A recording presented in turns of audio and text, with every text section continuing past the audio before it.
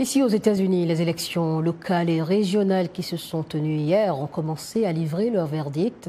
La démocratie a gagné et Make America Great Again a perdu, s'est réjoui le président Joe Biden, en référence à un slogan cher à Donald Trump, son adversaire, son potentiel adversaire à la présidentielle prévue l'année prochaine.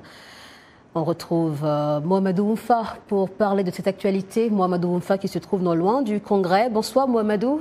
Bonsoir Alexandrine. Le mardi 7 novembre aura finalement été un grand jour pour les démocrates qui ont remporté plusieurs succès notables. C'est ce qui explique d'ailleurs le tweet du président Joe Biden.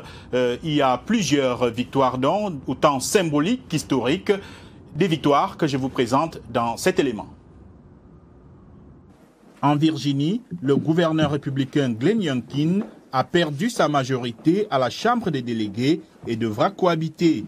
Youngkin voulait profiter du renouvellement complet de la législature locale pour s'y arroger le contrôle des deux chambres, jusqu'ici partagées entre les deux partis.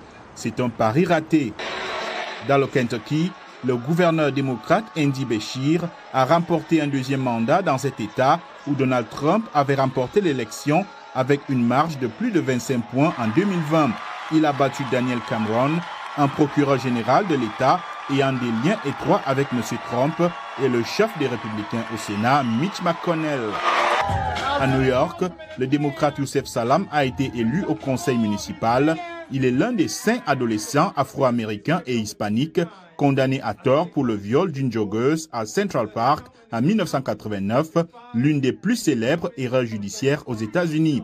La victoire, très symbolique, a été fêtée dans son quartier d'Harlem. C'est avec beaucoup d'humilité et d'honneur que je me présente devant vous en tant que conseiller municipal nouvellement élu du village légendaire de Harlem. À Philadelphie, pour la première fois, une femme démocrate devient maire. Il s'agit de Cheryl Parker, une ancienne conseillère municipale. Un autre démocrate, Gabe Emo, est le vainqueur des élections au Congrès du Rhode Island.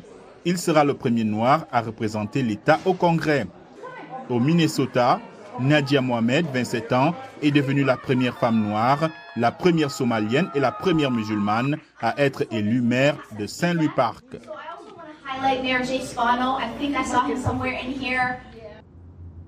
Il faut dire qu'il y avait un autre scrutin qui s'est déroulé dans l'État de l'Ohio. C'était un scrutin très suivi à travers le pays. Les électeurs étaient appelés à décider s'il faut inscrire ou non la protection du droit de l'avortement dans la constitution de l'État.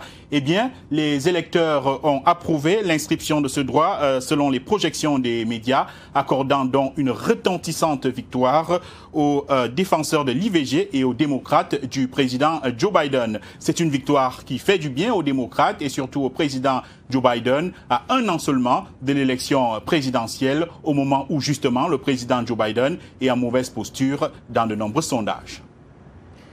Je vous remercie Mohamedou Oumfa qui était en direct ici à Washington. Et rappelons aussi que c'est ce soir le 3e grand débat des candidats républicains à l'investiture du parti pour la présidentielle.